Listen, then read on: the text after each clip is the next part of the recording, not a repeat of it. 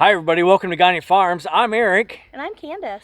We're coming to you on our 140-acre homestead here in mid-Michigan.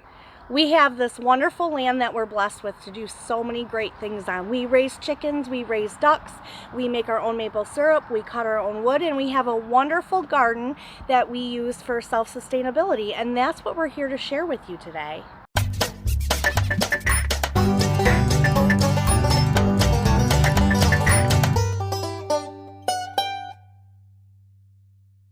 We were so graciously invited by Cayce from Ormsby Farms to take part in this collaboration. There are 12 other fabulous channels joining us to help bring you great information on the Homesteading 101 collab. We're going to link in the description down below all the other channels that are participating in this collaboration. The playlist is set up real easy so you can watch one video right after the other. All 12 channels put a lot of time and effort into these videos to bring you some wonderful information. So please go through and like and subscribe them. We'd also encourage you guys to join the Beginners Homesteading Guide group on Facebook. We're going to have a whole bunch of information there. There's going to be a lot of us homesteaders on the group itself, and I know Casey's going to be on there for most of the day and answering any questions you guys might have. So make sure to join that group. I'll link the description down below. As you can see, it's fall here on the farm, and it's the end of our gardening season. But in actuality, that's when you want to start thinking about prepping your garden the most. Some things that you should think about doing this time of year are getting any raised beds cleaned up, picking anything that is still growing that you want to pick, like these flowers behind me. You'll want to think about any seeds that you want to preserve to use to plant next year. You'll want to think about what you want to do with your plants that are left over. You need to get them out of your garden. You may want to feed them to any animals you have, like we can feed them to our chickens. Or you may want to compost them to use on your garden next year. You may want to think about overwintering pepper plants. These you can overwinter in the house, and then you'll have them to plant back in your garden next year. While you're out in your garden taking care of all these little tidbits that need to be taken care of at the end of the season, you might want to think about things that you want to do in your garden for next year. There might be some redesigning that you want to do. You might want to make more raised beds. This is a great time of year to change walkways and pathways in your garden. We definitely have some that we need to change up for next year. In the fall is also the time you want to start thinking about planting things like garlic, any kind of bulb. Another thing to think about right now this time of year to prep for your garden is to do any kind of trimming. So we have vines that like to climb up over our fence. So we always trim these back. I go through and I trim the trees as much as I can. I trim any branches back. That is always a good thing to get done in the fall. Once we get everything in the garden cleaned up that we want, I go through here and till everything one final time before the snow falls. Here in Michigan, we start getting snow usually in November. So I like to get a nice till, and then everything is prepped and ready to start first thing in the spring. One of the biggest parts of preparing your garden that we suggest here at Gagne Farms is to start composting. Whether it be in something small, something big, whatever it is, just start. You can do a compost in any backyard, just a small corner of your yard, and start with grass clippings. A little bit of sand and leaves is great, and you can compost that for the year and put this on your garden. I guarantee the next year you will have a fantastic garden. What I do here at Gagne Farms is I have my main compost bins here. We don't have a lot of grass. I don't have a lot of grass clipping. I do have a lot of leaves though. So I take my leaves and I pile them up, and then I actually get grass clippings from people that I work with. So they live in town and they get the grass clippings in their bagger lawnmowers, and they are more than happy to give them away to me for free.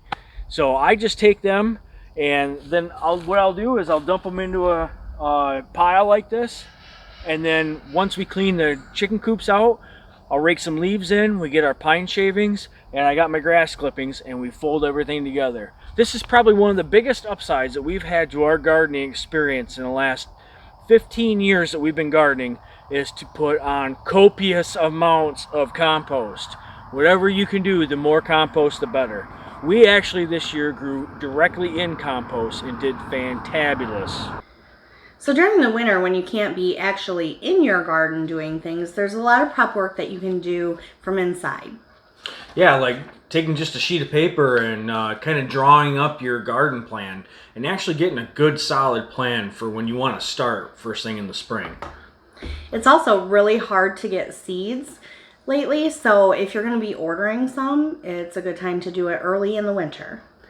During the warm months, it's often hard to do any research. So winter months are a great time to do research on gardening, anything new that you want to learn about, if there's something new you want to plant for the upcoming year. It's great to either find some books or online articles, wherever you can, to find some good information. Yeah, or watch cool YouTube videos like Gagne Farms.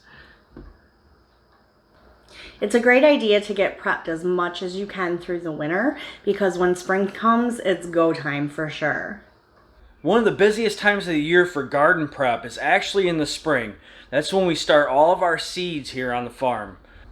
Starting your own seeds is a great way to save a lot of money on plant starts. It's real simple. You don't need a whole lot of professional equipment. You can start seeds in practically anything. The red solo cups will work just fine. And any kind of dirt that you want is fine as well. Having a nice shelf like this is great, or even a small greenhouse works as well too. If you don't have one of those, you can always put a table in front of a bay window. A south-facing window works great, and that'll get you going just fine. You don't need anything expensive. You don't need any of that stuff. One inexpensive purchase that you can make is a heat mat, kind of like this one. That will help out immensely with the germination of your seeds. It really helped us this year. Another thing that you can do is any cheap little fan, like the one we have up here, you can use, and if that's blowing on your plants, it'll help them from becoming too leggy. Once you've done all that preparing, summertime is the time to lay back and enjoy the fruits of your labor. Not really, because this is the busiest time of year, because you still got work to do. You might be prepared, things might be growing, but there is still always things to do. Remember to water that garden on a regular basis. And don't forget to fertilize your garden with whatever your preferred method is. Also, don't forget that right around the corner is harvest season, so make sure that you're stocked up on any kind of jars, lids, freezer bags, vacuum sealer bags, or any other method that you want to preserve your food.